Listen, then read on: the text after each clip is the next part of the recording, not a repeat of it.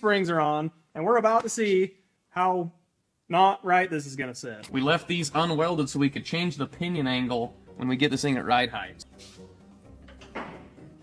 Just like, Oh, we didn't line that one up. I can't do two at once. Let's see what ride height looks like, boys. Hey. Hey. Hey. All of us have been dreading taking this boom off again. It's no longer a three-man human job.